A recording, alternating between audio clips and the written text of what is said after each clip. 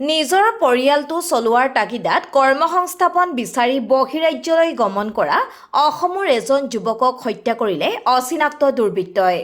গহপুৰ সমজিলাৰ উত্তৰাঞ্চলৰ আলুপাৰা গাঁও পঞ্চায়তৰ চেঁচাবালি গাঁৱৰ এজন যুৱকৰ ক্ষত বিক্ষত মৃতদেহ উদ্ধাৰ হ'ল উত্তৰ প্ৰদেশৰ মুৰাদাবাদত। উল্লেখ্য যে চেঁচাবালি গাঁৱৰ প্ৰয়াত লগুণ বসুমতাৰীৰ পুত্ৰ গোবিন বসুমতাৰীয়ে যোৱা 10 জুন বুধবাৰে কেইবাগৰাকী লগৰীয়াৰ লগত কৰ্মসংস্থাপনৰ তাগিদাত দিল্লীলৈ বুলি ৰেলেৰে যাত্ৰা কৰিছিল। কিন্তু উত্তৰ প্ৰদেশ নোপোৱাৰ আগতে বিহাৰৰ কোনো এক ৰেল ষ্টেচনৰ পৰা নিৰুদ্দেশ হৈ পৰে গোবিন বসুমতাৰী। তাৰ পৰৱৰ্তী সময়ত 15 জুন অৰ্থাৎ সোমবাৰৰ নিশা 10 বজাত মুৰাদাবাদ আৰক্ষীয়ে গোবিন বসুমতাৰীৰ ক্ষত বিক্ষত মৃতদেহ উদ্ধাৰ কৰা বুলি ফোনযোগে পৰিয়ালৰ লোকক খবৰ দিয়ে। অতি দৰিদ্ৰ পৰিয়ালৰ যুৱক গোবিন বসুমতাৰীয়ে পত্নী 8 বছৰীয়া পুত্ৰ আৰু 4 মহীয়া কন্যা সন্তানক ঘৰত থৈ কৰ্মসংস্থাপন বিচাৰি বহিৰাজ্যলৈ গৈছিল। পৰিয়ালটোৰ মুৰব্বীগৰাকীৰ এইদৰে বহিৰাজ্যত আততায়ীৰ হাতত মৃত্যু ঘটাত দুৰ্ভগীয়া পত্নী অনিমা বসুমতাৰীয়ে দিক বিদিক হেৰুৱাই পেলাইছে। মৃত যুৱকজনৰ পৰিয়ালবৰ্গই ইতিমধ্যে হাৱাজান আৰক্ষী চকীৰ জৰিয়তে মৃতদেহটো অনাৰ ব্যৱস্থা কৰিছে। এই সন্দৰ্ভত চাওক চেঁচাবালি গাঁৱৰ পৰা আমি যুগুত কৰা এক প্ৰতিবেদন।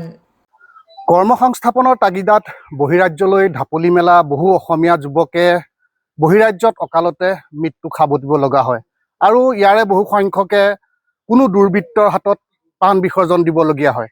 তেনে এক ঘটনা সংঘটিত হৈছে গহপুৰৰ এজন যুৱকৰ ক্ষেত্ৰত। সেই গহপুৰৰ যুৱকগৰাকীৰ নাম হৈছে গোবিন্দ বসুমতাৰী আৰু তেওঁৰ ঘৰ হৈছে গহপুৰ সমজিলাৰ আলুপাৰা গাঁও পঞ্চায়তৰ চেঁচাবালি গাঁৱত।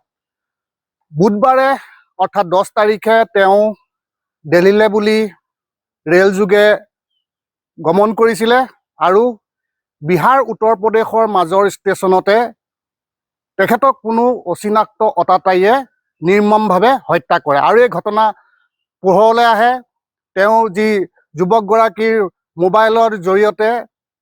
মোবাইলত ছেভ থকা নম্বৰসমূহত যোগাযোগ কৰাৰ ফলত পৰিয়ালৰ লোকে উক্ত ঘটনা জানিবলৈ সক্ষম হয়। আৰু মই বৰ্তমান আছোঁ সেই পৰিয়ালটোৰ বাসগৃহত।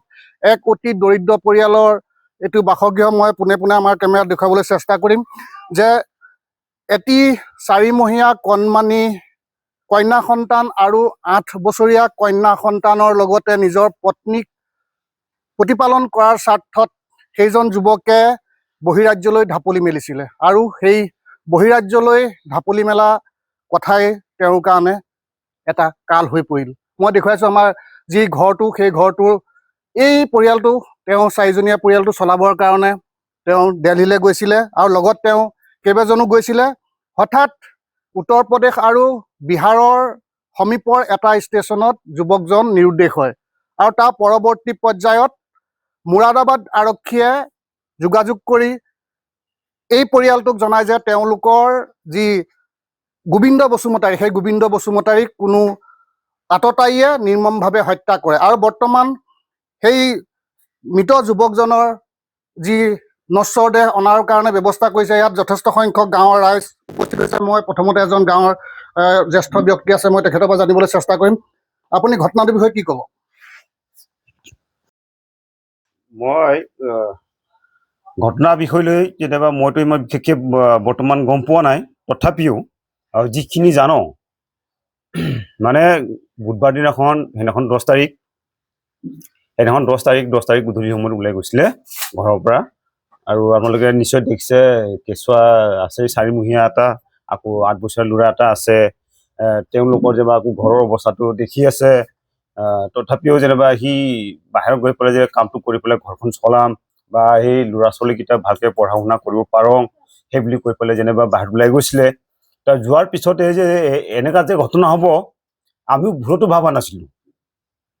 কি কাৰণে হ'ল এতিয়া সেইটো কথাই আমি এতিয়া ধৰিব পৰা নাই। এতিয়া মইনো কি ক'ম, মই তেনেকৈ ইমান ক'ব পৰা নহয়। তথাপিও যেনিবা 2-এষাৰমান কৈছোঁ, কিবা এটা ভুল হ'লে মানে ক্ষমা কৰি দিব। হয়, মোৰ লগত আছে মৃত যুৱকগৰাকীৰ পত্নী আছে।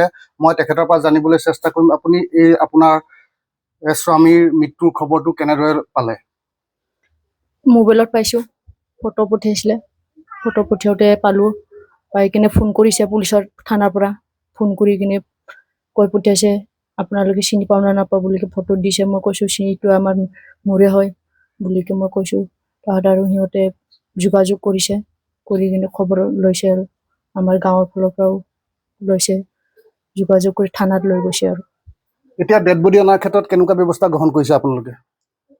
এইটো কৈছে চৰকাৰৰ ফালৰ পৰা কৈছিলোঁ, তাহাৰ সিহঁতে কৈছে সেইটোতো হ'ব বাৰু, গাড়ী দি আনিম বুলিকে কোৱা ব্যৱস্থা কৰিম বুলিকে কৈছিলে। এতিয়া নাজানো কি ব্যৱস্থা লৈছে, পষ্টমৰ্টমৰ কাৰণে এতিয়া নিছে। এতিয়া অহা ব্যৱস্থাটো আহিলে গম পাম আৰু কি দিয়া আহে।